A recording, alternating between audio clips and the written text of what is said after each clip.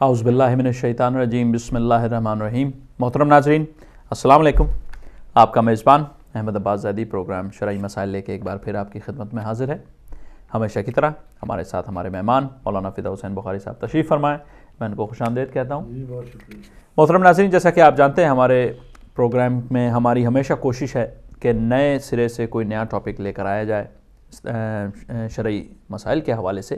लेकिन पिछले 3-4 हफ़्तों से हमारा टॉपिक जो है वो तलाक़ पर ही मुनहसर है, तलाक़ के अहकाम के हवाले से। तो मैं मुल्तमिस हूँ मौलाना फ़िदा हुसैन बुखारी साहब से कि अल्लाह के बाबरकत कलाम से तलाक़ पे और जो गुफ्तगू है वो शुरू करें। बिस्मिल्लाह क़िबला। अल्लाह बिस्मिल्लाहिर्रहमानिर्रहीम। अल्हम्दुलिल्लाहि रब्बिल आलमीन बारिल खलाइक़ अजमईन वस्सलातु वस्सलामु अला अशरफिल अंबिया वल मुरसलीन सय्यदना व नबीना व मौलाना बिल क़ासिम मुहम्मद वस्सलातु वस्सलामु अला अहले बैतिहित तय्यबीन अत्ताहिरीन अल मासूमीन। अम्मा बाद फ़क़द क़ाल अल्लाहु तबारक व तआला फ़ी किताबिहिल मजीद वल फ़ुरक़ानिल हमीद व क़ौलिहिल हक़ व इन अज़मुत तलाक़ फ़इन्नल्लाह समीउन अलीम वल मुतल्लक़ातु यतरब्बसन बिअन्फुसिहिन्ना सलासत क़ुरूइन वला यहिल्लु लहुन्ना अन यक्तुमना मा ख़लक़ल्लाहु फ़ी अरहामिहिन्ना इन कुन्ना युमिन्न बिल्लाहि वल यौमिल आखिर व बऊलतुहुन्ना अहक्कु बिरद्दिहिन्ना फ़ी ज़ालिक इन अरादू इस्लाहा वलहुन्ना मिस्लुल्लज़ी अलैहिन्ना बिलमारूफ़ वलिर्रिजालि अलैहिन्ना दरजा वल्लाहु अज़ीज़ुन हकीम। अत्तलाक़ु मर्रतान फ़इम्साकुन बिमारूफ़ औ तसरीहुन बिइहसान वला यहिल्लु लकुम अन ताख़ुज़ू मिम्मा अतैतुमूहुन्ना शैअन इल्ला अन यख़ाफ़ा अल्ला युक़ीमा हुदूदल्लाह फ़इन ख़िफ़्तुम अल्ला युक़ीमा हुदूदल्लाह फ़ला जुनाहा अलैहिमा फ़ीमा इफ़्तदत बिही तिल्का हुदूदुल्लाह फ़ला तअतदूहा व मन यतअद्द हुदूदल्लाह फ़उलाइका हुमुज़ ज़ालिमून। फ़इन तल्लक़हा फ़ला तहिल्लु लहू मिन बअद हत्ता तनकिहा ज़ौजन गैरह फ़इन तल्लक़हा फ़ला जुनाहा अलैहिमा अन यतराजआ इन ज़न्ना अन युक़ीमा हुदूदल्लाह व तिल्का हुदूदुल्लाह युबय्यिनुहा लिक़ौमिन यअलमून। तर्जुमा इस तरह से है, और तलाक़ का इरादा करें तो खुदा सुन भी रहा है और देख भी रहा है। मुतल्लका औरतें 3 हैज़ तक इंतज़ार करेंगी और उन्हें हक़ नहीं कि जो कुछ खुदा ने उनके रहम में पैदा किया है उसकी पर्दापोशी करें, अगर उनका ईमान अल्लाह और आखिरत पर है और फिर उनके शौहर उस मुद्दत में उन्हें वापस कर लेने के ज़्यादा हक़दार हैं अगर इस्लाह चाहते हैं। और औरतों के लिए वैसे ही हकूक़ भी हैं जैसी ज़िम्मेदारियाँ हैं और मर्दों को उन पर एक इम्तियाज़ हासिल है और खुदा साहिब इज़्ज़त व हिकमत है। तलाक़ 2 मरतबा दी जाएगी, इसके बाद या नेकी के साथ रोक लिया जाएगा या हुस्न सलूक के साथ आज़ाद कर दिया जाएगा। और तुम्हारे लिए जायज़ नहीं है कि जो कुछ उन्हें दे दिया है उसमें कुछ वापस लो, मगर ये कि ये अंदेशा हो कि दोनों हदूद इलाही को कायम ना रख सकेंगे। तो जब तुम्हें ये खौफ पैदा हो जाए कि वो दोनों हदूद इलाही को कायम न रख सकेंगे तो दोनों के लिए आज़ादी है। इस फ़िदिया के बारे में जो औरत मर्द को दे, लेकिन ये हदूद इलाहिया हैं, इनसे तजावज़ न करना, और जो हदूद इलाही से तजावज़ करेगा वो ज़ालिमीन में शुमार होगा। फिर अगर तीसरी मरतबा तलाक़ दे दी तो औरत मर्द के लिए हलाल न होगी यहाँ तक कि दूसरा शौहर करे। फिर अगर वो तलाक़ दे दे तो दोनों के लिए कोई हर्ज नहीं कि आपस में मेल कर लें, अगर ये ख्याल है कि हदूद इलाहिया को कायम रख सकेंगे। ये हदूद इलाहिया हैं जिन्हें खुदा साहिबान इल्म और इत्तला के लिए वाज़ेह तौर से बयान कर रहा है। और जब तुम औरतों को तलाक़ दो और वह मुद्दत इद्दत के ख़ात्मा के करीब पहुँच जाएँ तो या उन्हें इस्लाह और हुस्न मुआशरत के साथ रोक लो या उन्हें हुस्न सलूक के साथ आज़ाद कर दो। और ख़बरदार नुकसान पहुंचाने की गरज से उन्हें ना रोकना कि उन पर जुल्म करो, कि जो ऐसा करेगा वो खुद अपने नफ्स पर जुल्म करेगा। जी। और ख़बरदार आयात इलाही को मजाक न बनाओ, खुदा की नेमत को याद करो। उसने किताब और हिकमत को तुम्हारी नसीहत के लिए नाजिल किया है, और याद रखो कि वो हर शय का जानने वाला है। और जब तुम लोग औरतों को तलाक दो और उनकी मुद्दत इद्दत पूरी हो जाए तो ख़बरदार उन्हें शौहर करने से ना रोकना, अगर वो शौहरों के साथ नेक सलूक पर राज़ी हो जाएं। इस हुक्म के ज़रिए खुदा उन्हें नसीहत करते हैं जिनका ईमान अल्लाह और रोज़े आखिरत पर है। और इन अहकाम पर अमल तुम्हारे लिए बाइस तज़किया भी है और बाइस तहारत भी। अल्लाह सब कुछ जानता है और तुम नहीं जानते हो।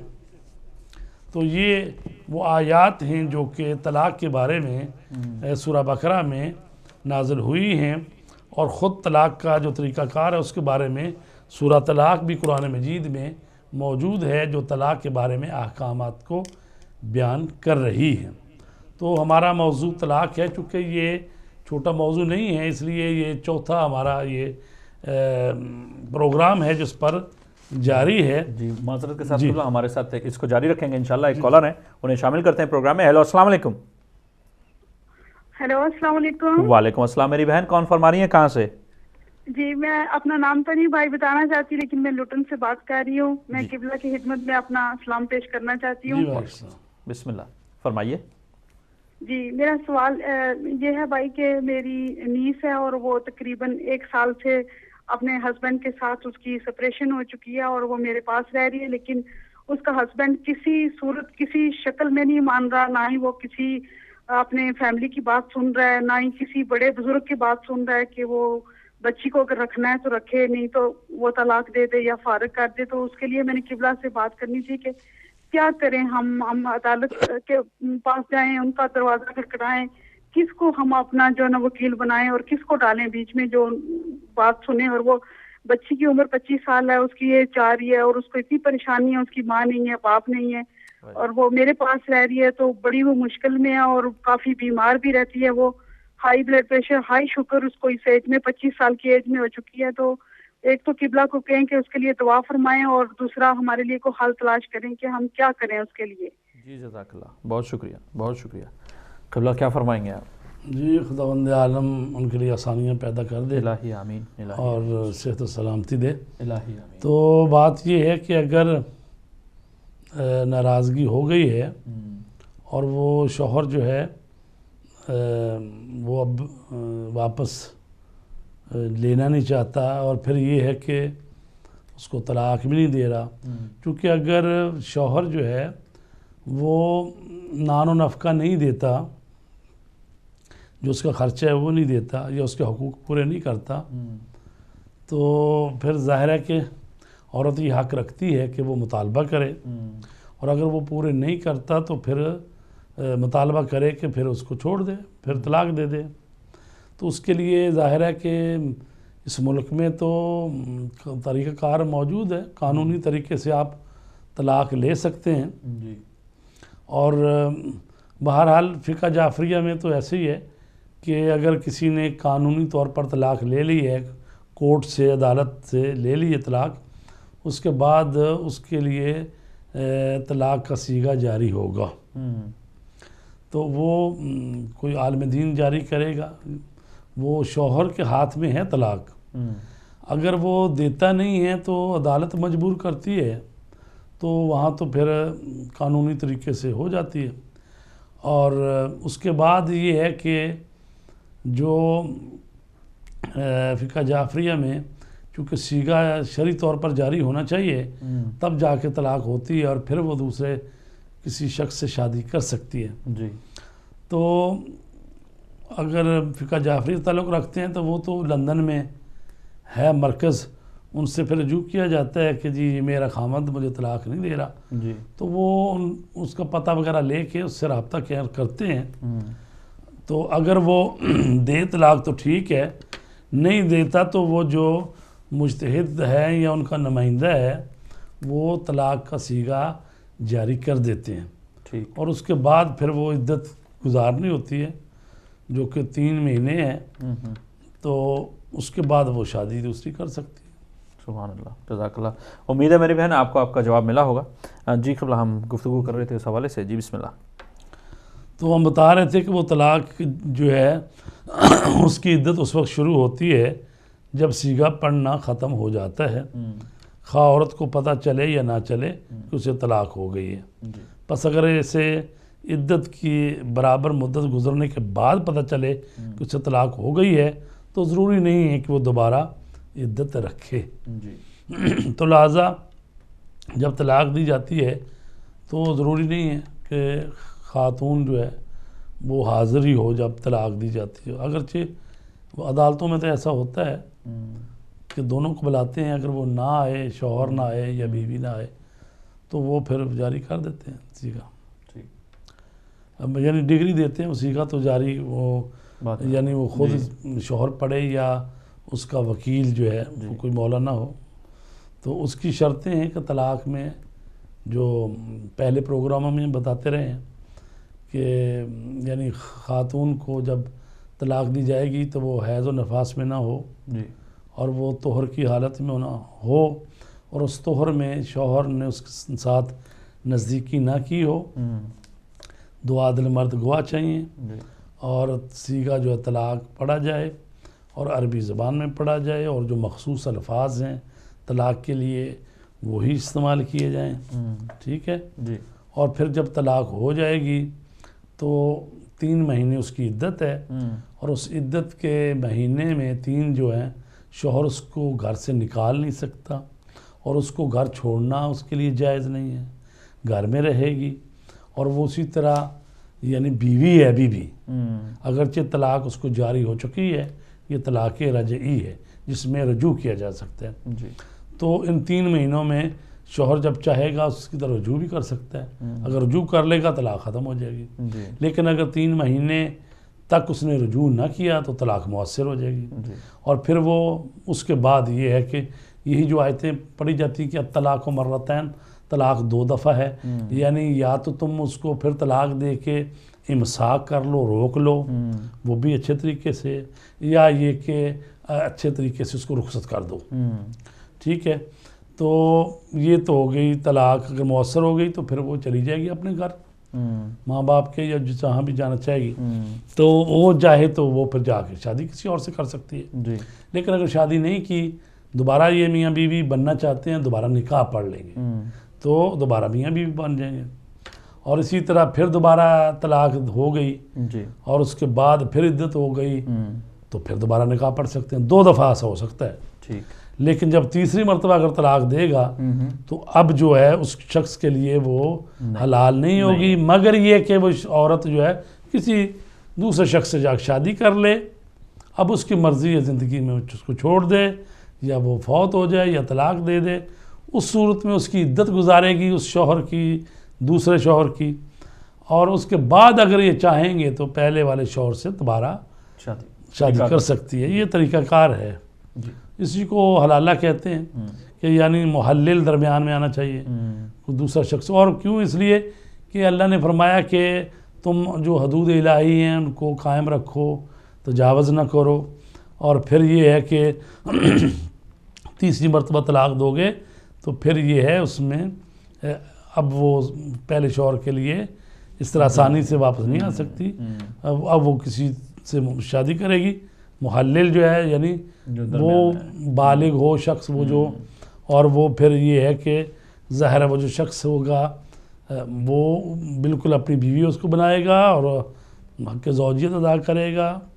और फिर उसमें प्लानिंग नहीं होनी चाहिए कि पहले से कह दिया कि जनाब हाँ आप ले लें या एक रात के लिए रख लें। बाज़ दफ़ा ऐसे नजायज़ फ़ायदा उठाते रहे हैं लोग जी, करते हैं अभी कि जी वो फिर ऐसा है कि किसी से शादी कर दी या बच्चे से शादी कर दी जो इस काबिल ही नहीं है, ठीक है, तो उसके बाद फिर तलाक दिलवा दी, तो उस तरह से फिर नहीं होगी ये बात जी।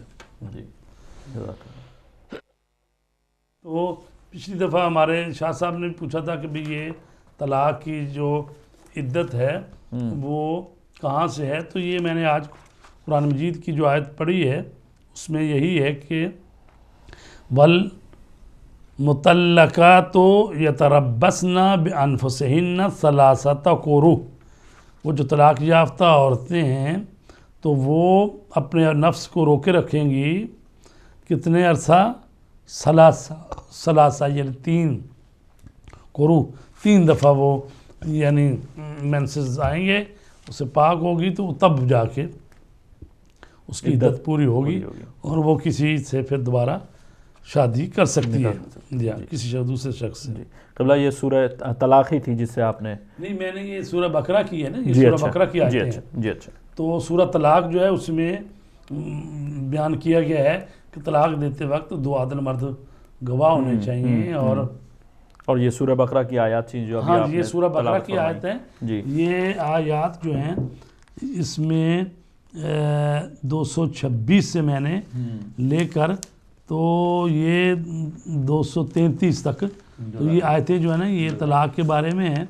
उससे पहले वाली जो आयतें हैं वो भी अलबत्ता इन्हीं अमूर के बारे में इसको इंशाल्लाह जारी रखते हैं। हमारे साथ एक कॉलर है, उनको शामिल करते हैं प्रोग्राम में। हेलो अस्सलाम वालेकुम। हेलो अस्सलाम वालेकुम। अच्छा ड्रॉप हो गई कॉल जी। बिस्मिल्लाह क़िबला फरमाइए जी। तो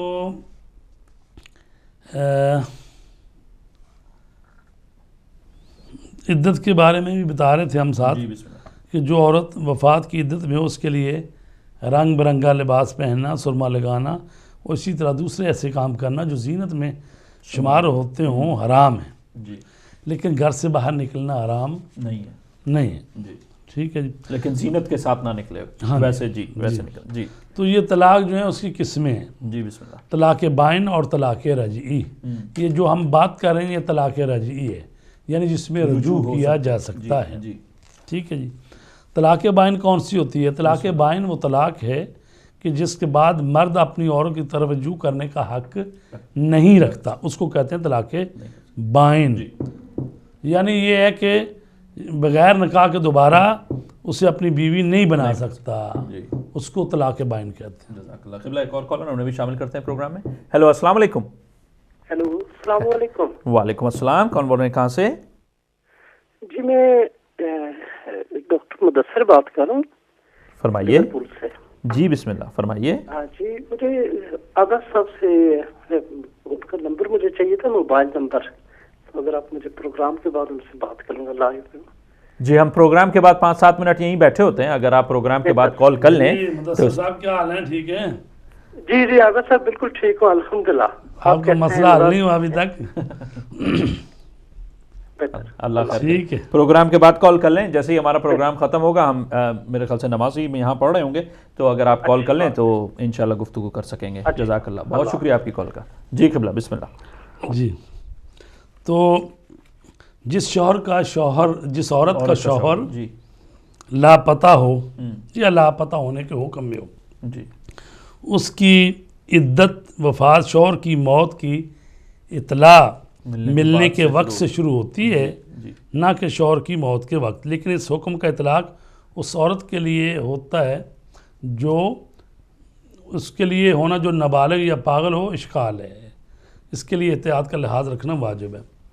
अच्छा ये भी मैं अर्ज़ करूँ कि ऐसा भी होता है कि शौहर जो है वो गुम हो गए, मिसिंग पर्सन भी होते हैं ना, जो पता नहीं चलता है भी है या नहीं है। तो अब उसकी बीवी जो है क्या करे?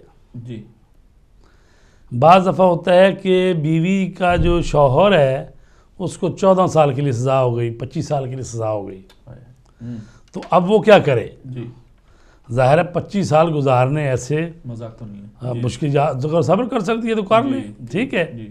लेकिन अगर वो कहती है कि नहीं मैं इतनी मुद्दत सब्र नहीं कर सकती, तो वो तलाक का मुतालबा कर सकती है। कि जिस शख्स को ड्रग बेचता है या कोई और को काम बुरा कर रहा है तो वो 25 साल कैद हो गई मसलन जी, तो अब वो कहेगी कि मुझे बाज़ दफ़ा तो होता है कि चलो कोई अच्छे यानी खाते पीते घर के लोग हैं या उसको कवाली वारस है, को नानो नफ़का दिया जा रहा है, उसका गुजारा हो रहा है। लेकिन अगर ऐसा भी नहीं है, को नानो नफ़का देने वाला भी नहीं और शौहर जो है उसकी खुलासी का भी नहीं है, तो क्या करे वो? तो वो कह सकती है कि भाई मुझे तलाक दी जाए। जी ठीक है, जी, मुतालबा कर सकते हैं। मुतालबा कर जी, सकती है। क़िबला इसको इंशाल्लाह जारी रखते हैं। हमारे साथ एक कॉलर है, उन्हें भी शामिल करते हैं प्रोग्राम में। हेलो, अस्सलाम वालेकुम। हेलो, अस्सलाम वालेकुम जी। टीवी की वॉल्यूम बंद कर दें, फोन से बात करें, टीवी से बात ना करें। बिस्मिल्लाह, फरमाइए। अच्छा, कॉल ड्रॉप हो गई जी। बिस्मिल्लाह क़िबला जी, तो बात कर रहे थे हम कि वो खातून जिसका शौहर जो है वो गुम हो गए या फिर जेल है। वगैरह में हो जी, या जेल में 15 साल 25 साल के लिए। चलो पहले गुम होने वाली की बात कर जी बिस्मिल्लाह जी। जिसका शौहर गुम हो गया है तो उसका पता नहीं चल रहा कहाँ है, गायब हो गया है, गुम हो गया है, अब पता नहीं जिंदा है या मुर्दा है, क्या करे जी। तो वो ये करेगी कि वो जो मुज्तहिद हैं, हाकिम शरअ हैं जी, काजी कह लें जी, तो उनके पास जाएगी, उनको बताएगी।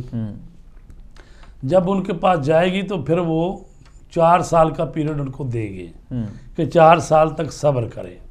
ठीक है, तो 4 साल के जब उनको बताया जाएगा और 4 साल वो सब्र करेगी तो फिर वो जो है, अगर 4 साल के दरमियान में नहीं आया शौहर, नहीं पता चल रहा, तो वो जो काजी है, हाकिम शरअ जो है वहाँ, वो उसके लिए फिर सीगा तलाक जारी करेगा। तो क़िबला ये एक अंदाजन 4 साल है या ये है जब उसको तला दी जाएगी काजी को, जाके हाकिम शरअ को बताया जाएगा मेरा शौहर गुम हो गया है। पहले तो हो सकता 6 महीने साल ढूंढते रहें जी, लेकिन जो ही उसको तलाक दी जाएगी उस इतलाक के बाद 4 साल का वो टाइम देगा जी। 4 साल के बाद वो सीगा जारी कर देगा। तो उसके बाद वो कहेगा कि आपको मैंने तलाक पढ़ दी है, अब आप जाएं और इद्दत वफ़ात रखें। 4 महीने 10 दिन तक आप शादी नहीं कर सकती, उसके बाद आप शादी कर लें। ठीक।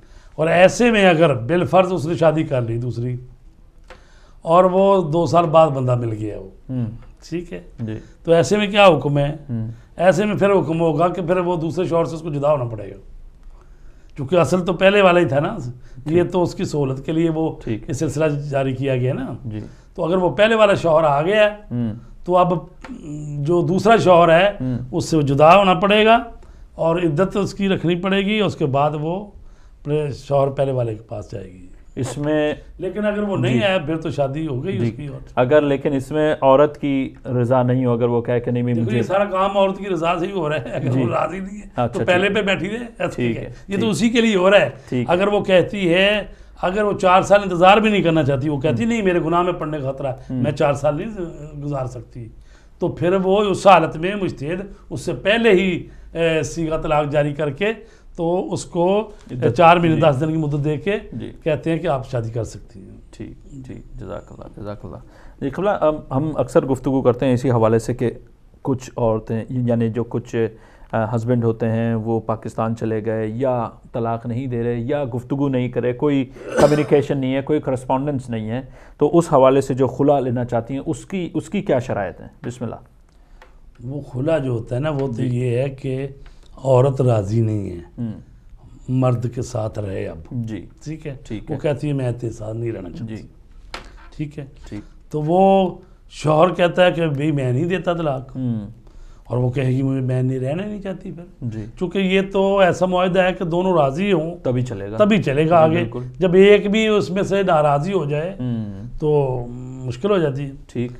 अच्छा, तो इसके लिए फिर ये है कि औरत को जो हकमैर है औरत का, अगर शौहर ने दिया हुआ है जी, तो वो अगर वो कहे कि भी मेरा वो वापस करो, मैं इस शर्त पे तुझे तलाक देता हूँ, तो फिर अगर उसको कुछ दे दिला के औरत को देना पड़ेगा। यही इसमें कहा गया कि भी अगर वो राज़ी हैं तो ठीक, नहीं तो फिर वो औरत को कुछ देना पड़ेगा उसको।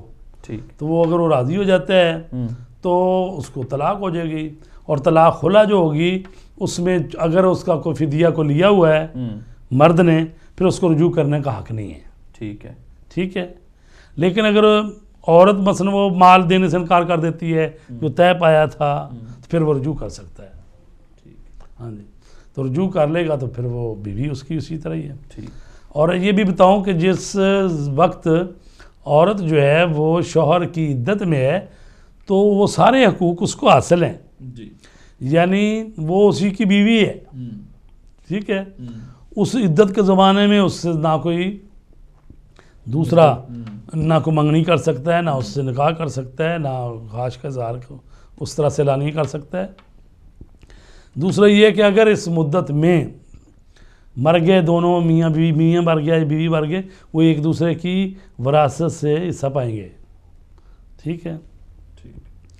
और अगर बीवी मसलन मर गई है तो ज़ाहिर है कि बीवी का अगर कोई तरका है तो वो शौहर हिस्सा पाएगा। अगर शौहर फौत हो गया है, अभी वो इद्दत में थी, तो वो उसको विरासत में हिस्सा मिलेगा। और इसी तरह उस ज़माने में उसका जो गुस्ल कफन दफन का खर्चा है सारा फिर वो शौहर के ऊपर है, क्योंकि बीवी जो है बीवी ही है। लेकिन बिलअक्स नहीं होता, चूँकि शौहर के नानो नफ़क़ों की बीवी ज़िम्मेदार नहीं होती, इसलिए अगर शौहर फौत हो जाएगा वो तो उसी के माल से लिया जाएगा, वो बीवी पर उस तरह से नहीं होता। जी हाँ, तो लिहाजा वो बीवी होती है। अच्छा, अगर औरत ये कहे कि मेरी इद्दत ख़त्म हो गई है जी, तो उसकी बात काबिल कबूल है, मगर ये कि वो गलत बयानी में मशहूर हो, तो इस सूरत में एहतियात की बिना पर उसकी बात काबिल कबूल नहीं है। मसलन वो कहे कि मुझे 1 महीने में 3 दफ़ा खून आता है, तो उसकी बात की तस्दीक नहीं की जाएगी, मगर ये कि उसकी सहेलियाँ और रिश्तेदार औरतें इस बात की तस्दीक करें कि उसके हैज़ की आदत ऐसी ही है। मतलब है कि जब किसी खातून को तलाक हो गई जी, अब वो जैसे होता है बाज़ दफ़ा तलाक इस शहर में ली, अगले शहर में गए, उसके माँ बाप भी बड़े जल्दी में हैं, कोई रिश्ता आ गया, हाथ में मौलाना साहब को बुलाया कि जनाब इसका निकाह पढ़ दें। ठीक है। अब मौलाना साहब को तो नहीं पता कि भाई ये इसकी तलाक हुई कितना अरसा हुआ है, महीना हुआ अभी तलाक को, तो वो मौलवी साहब से कह रहे हैं निकाह पढ़ दे। तो मौलवी साहब को या तो को तहकीक पता चल जाए, तो अगर नहीं पता चल रहा तो वो उसी की बात पर ये काबिल कबूल है ना, वो उससे पूछेगा कि भाई ए खातून तू इद्दत में है तो क्या अपनी इद्दत को पूरी कर चुकी? अगर वो कहे हाँ मैं पूरी कर चुकी हूँ, उसका निकाह पढ़ दिया जाएगा। और बाद में पता चलेगा नहीं जी अभी तो 1.5 महीना हुआ था, तो 1.5 महीना रहता था, तो निकाह यानी बातिल हो गया या खराबी हो गई कुछ, तो उसकी जिम्मेदार वो खातून है, चूँकि उसने कहा था कि नहीं मैंने इद्दत पूरी कर ली है। तो इसलिए इकरारनामा भी उस मौके पर ले लिया जाता है बात कि भाई ये मैं इकरार करती हूँ कि मैं तलाक याफ्ता हूँ और मैं किसी की इद्दत में नहीं हूँ। ठीक है, मेरा सीगा पढ़ा जा चुका है। तो इस तरह से फिर वो उसका निकाह दूसरी जगह पे पढ़ा जा सकता है। जिस शख्स ने अपनी औरत को रजी तलाक दी हो उसके लिए उस औरत को घर से निकाल देना जिसमें वो तलाक देने के वक्त मुकीम थी हराम है। अलबत्ता बाज़ मौक़ पर जिनमें से एक ये है कि अगर औरत वाक़ई फांसी पर उतरी हो तो फिर तो घर से ज़ाहिर है वो दे ही तलाक इसलिए रहा कि भाई उसका करैक्टर ठीक नहीं है, तो उस सूरत में घर से निकाल देने में कोई शिकाल नहीं है। लेकिन अगर मसलन वो बदचलनी ना हो, वैसे बोलती है या नशूज़ा है या मसलन हर रोज़ लड़ाई झगड़ा ही रहता है या और मसाइल हैं, तो उसकी वजह से अगर तलाक दे तो घर से नहीं निकाल सकता, हराम है। और वो जाए भी ना घर से, उसका भी निकलना हराम है, क्योंकि बीवी है उसकी। अभी जब तलाक की इद्दत पूरी हो जाएगी तब तलाक मौसर होगी, उसके बाद वो अलग-अलग हैं। ठीक है। तो लिहाजा इसलिए कहा गया कि तलाक की इद्दत पूरी होने से पहले पहले जब वो आ गया दिन, तो अब मसला फ़र्ज़ करो कल तलाक की इद्दत 3 महीने पूरे हो रहे, अब वो 1 दिन रह गया, मसलन कल ख़त्म हो जाएगी बात, तो अब कहा गया या तो रोक लो उसको फिर अच्छे तरीके से, या ये फिर रुख्सत कर दो। और ये भी कहा गया है कि जुल्म ना करो कि कहो कि अच्छा अभी बदले लेने से, ठीक है, तो वो रोक तो लिया लेकिन उसके नानो नफ़का नहीं पूरा करता, फिर दोबारा फिर जुल्म शुरू। फिर ये है कि या उसके हकूक़ ज़ौजियत अदा नहीं करता, तो ये भी फिर गुनाह है। मसलन ये है कि 4 महीने में मियाँ बीवी के यानी जो हक़ ज़ौजियत है उसको अदा करना वाजिब है, अगर इससे ज़्यादा वो गुनाहगार है। ठीक है। तो लिहाजा अगर वो औरत सब्र कर लेती है क्योंकि उसकी रजामंदी पे है, तो ये जितने लोग जाते हैं बाहर के मुल्कों में चले जाते हैं 2-2 साल 3-3 साल, वो कहते हैं कोई बात नहीं मुझे 4 पैसे और कमाने हैं ये, तो वो अगर वो औरत राज़ी नहीं है तो ये वो उसका ठहरना ये जाना उधर ये जायज़ नहीं है। इसलिए कि या तो फिर उसका फ़ैसला करे, या ये है कि भाई उसको 4 महीने के अंदर हकूक़ पूरे करने होते हैं, तो या फिर 4 महीने बाद वापस आए। अगर वो मानती नहीं है, ठीक है, हाँ अगर वो सब्र करती है कि कोई बात नहीं, साल की जाएं आप, तो फिर तो ठीक है। लेकिन अगर वो नहीं मानती तो फिर उसके हक में जुल्म नहीं किया जा सकता।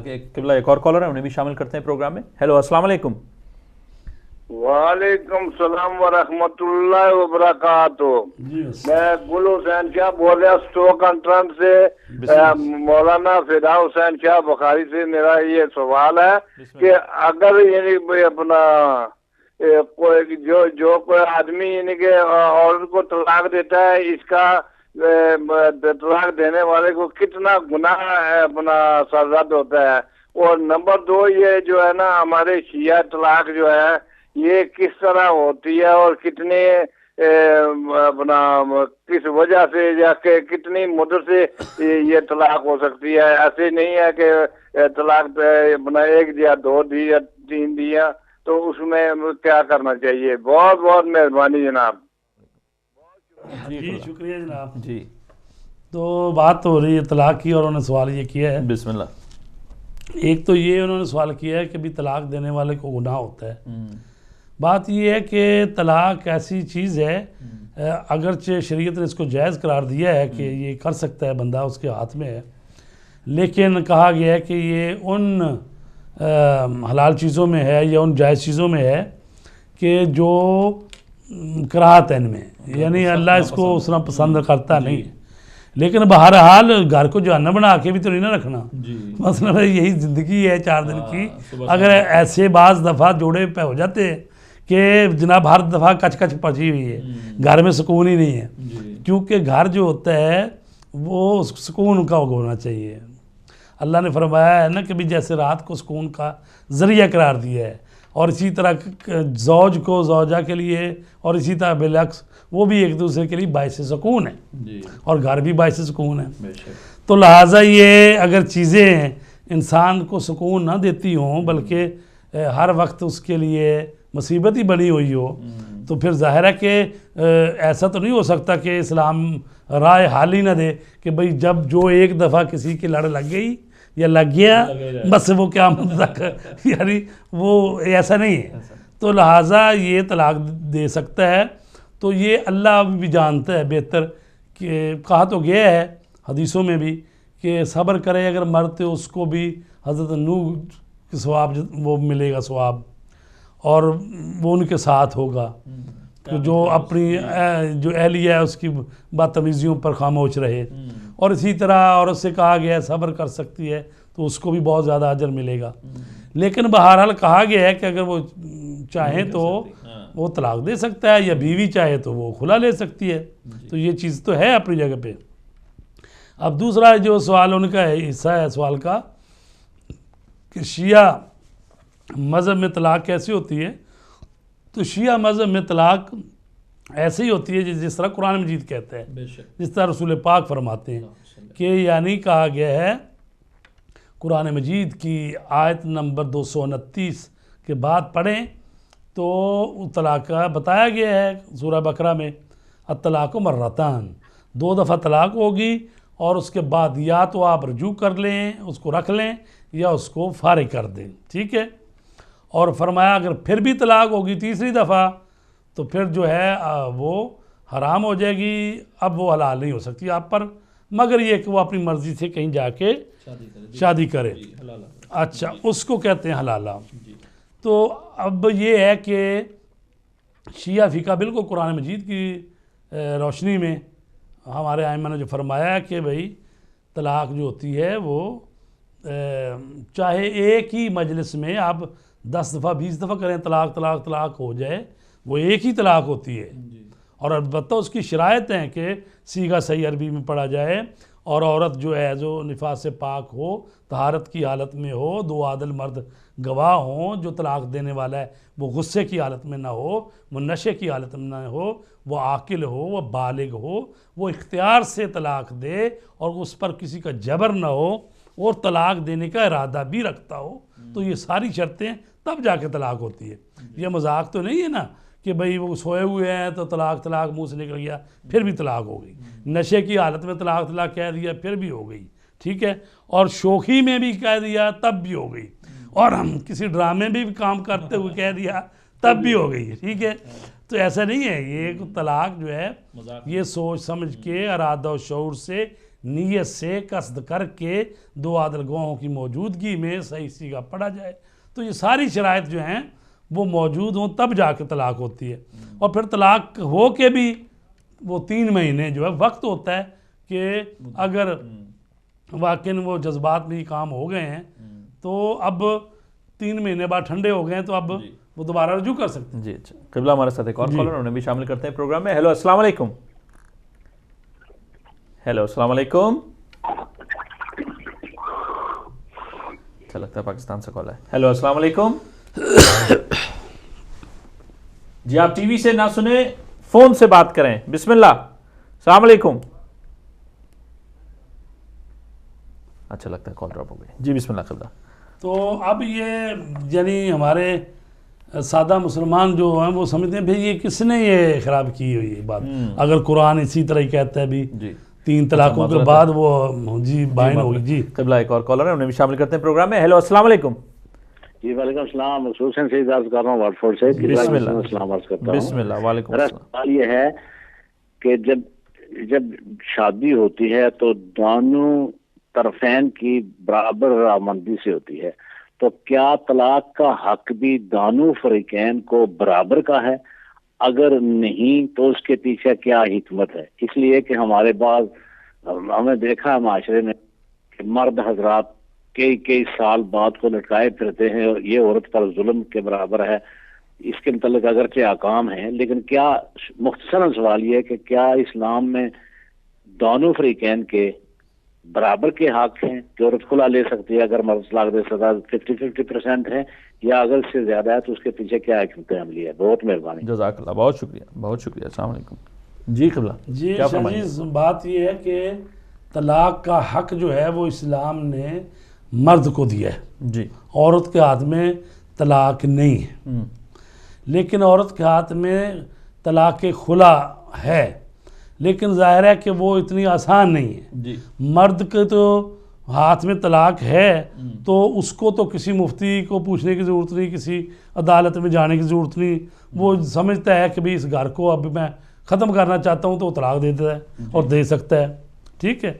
वो अलहदा हिकमतें हैं कि भाई मर्द जो है जो घर बनाता है वो औरत की निस्बत ज़्यादा जो ज़िम्मेदार है, या औरत जो है वो हसास भी होती है, जज्बात में भी होती है, अतूफ़त भी उसमें होती है। वो जो चीज़ें अल्लाह तबारक तआला ने उसमें पैदा की हैं वो इसलिए हैं कि वो चूँकि औलाद की परवरिश करेगी और वो उसकी परवरिश में औलाद की परवरिश वो चीज़ें ज़्यादा ज़रूरी हैं। तो मर्द जो है वो ज़्यादा उस तरह से ज़िम्मेदारी का मुज़ाहरा करता है, तो मर्द के हाथ में वो चीज़। और दूसरी बात ये है कि नानो नफ़का भी मर्द के हाथ में है, तो जब नानो नफ़का ख़र्च भी उसने करना है और नानो नफ़का उसके हाथ में है तो तलाक का हक भी इस्लाम ने उसको दिया है।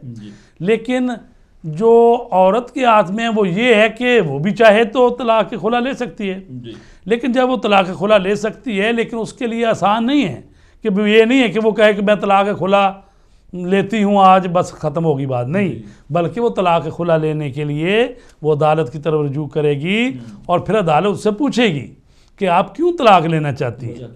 तो उसमें उसको बताना पड़ेगा वहाँ पर कि मसलन मेरा नानो नफ़का पूरा नहीं करता, या मेरे हकूक़ ज़ौजियत अदा नहीं करता, या मुझ पर तशद्दुद करता है, यानी कोई ना कोई उसकी जो माकूल वजह है वो बताएगी। ऐसा नहीं है कि भले कि जी मुझे ये अभी मसलन पसंद ही नहीं है, ठीक है, पहले था तो वो ज़ाहिर उस पर भी बात करेंगे कि जब आपने रिश्ता तय किया और ये तो सब देखभाल के हुआ, तो अगर वो नफ़रत हो जाए दोनों को एक दूसरे से नफ़रत, फिर भी तलाक मुबारात है।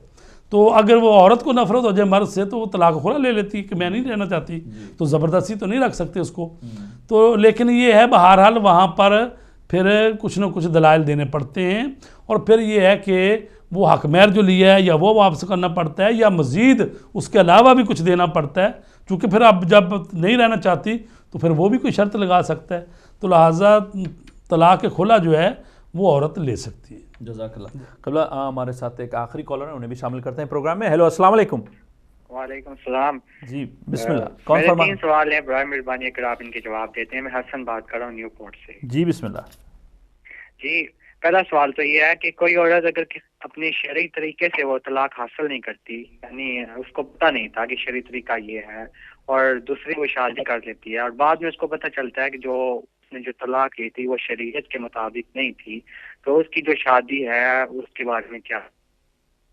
जी अच्छा, जी जज़ाकल्लाह। ज़ाहिर है जी, अगर वो तलाक पहली हुई नहीं थी सही, जी तो इसका मतलब वो निकाह पे निकाह पड़ा गया ना, ये निकाह पहला ख़त्म ही नहीं हुआ, जी तो दूसरा निकाह तो ये तो जायज़ नहीं है कि ये निकाह पहले अबला वैलिड है, अभी वो ख़त्म नहीं हुआ और उसके बाद दूसरा पढ़ दिया गया।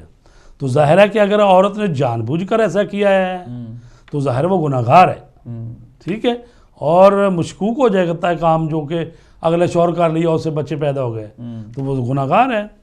लेकिन अगर उसको मसले का नहीं पता था या असलन बिल्कुल मालूम ही नहीं था, तो फिर अगर वो तलाक जो है हो गई है तो उसको मसलन कानूनी हो गई थी और सीगा जारी नहीं हुआ था, तो ज़ाहिर है कि बाकी मसाइल में इंसान जो है वो इतनी तगोदौ करता है, ठीक है, वो जाए ना ख़रीदने के लिए चिप्स एंड चिक्स क्या क्या कहते हैं, उस पर भी रेट कितनी कितनी बार पड़ता है कि कौन सी चीज़ लेनी है, ठीक है। तो ये ज़िंदगी का मामला है, ये ऐसा इंसान है कि कोई बात नहीं, यानी बेतनाई में जब चाहे शादी कर लो और तलाक हुई नहीं अगली कर लो, बहरहाल वो उस मसले में जो है वो अपने मोहल्ले के आलिम दीन से पूरी तफसील से बात करें और वो पूछें, तो जो अगर शादी हो चुकी है आगे तो वो मुजतहिद के पास उस केस को भेजें कि क्या, चूँकि ये भी हसास मामला है तो उन्हीं से मशवरा करें अपने मुजतहिद से जिसकी तकरीर करते हैं। जज़ाकल्लाह, बहुत शुक्रिया। मोहतरम नाज़रीन, हमारे प्रोग्राम का वक्त ख़त्म हुआ चाहता है, मैं क़िबला से मुल्तमिस हूँ कि दुआई कलमात के साथ प्रोग्राम का इख्तिताम करें। जी बिस्मिल्लाह, क़िबला अल्लाहुम्मा सल्लि अला मुहम्मद व आलि बिस्मिल्लाहिर्रहमानिर्रहीम। अल्लाहुम्मा इन्नी औज़ु बिका मिन नफ्सिन ला तशबा व मिन क़ल्बिन ला यख्शा व मिन इल्मिन ला यनफ़ा वमिन सलातिन ला तुरफ़ा वमिन दुआइन ला युस्मा। अल्लाहुम्मा इन्नी असअलुकल युस्रा बादल उस्र वल फरजा बादल कर्ब वर्रखा बादल शिद्दा। अल्लाहुम्मा मा बिना मिन निअमतिन फमिनका ला इलाहा इल्ला अंत अस्तगफिरुका व अतूबु इलैक बिरहमतिका या अरहमर राहिमीन। जज़ाकल्लाह, बहुत शुक्रिया क़िबला, बहुत शुक्रिया। मोहतरम नाज़रीन, मैं हमेशा ये कहता हूँ आपका अपना ही प्रोग्राम है, जब आप कॉल करते हैं और ख़ूबसूरत होता है प्रोग्राम। अगले हफ्ते तक के लिए अपने मेज़बान अहमद अब्बास ज़ैदी और हमारे मेहमान मौलाना फ़िदा हुसैन बुखारी साहब को इजाज़त दीजिए। खुदा हाफ़िज़, अल्लाह ने के बान। अस्सलाम वालेकुम।